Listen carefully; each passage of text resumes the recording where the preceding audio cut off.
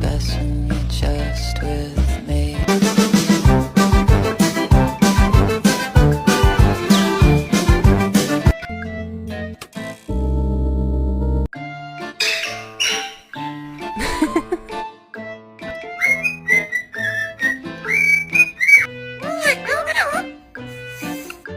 Go on then, toilet.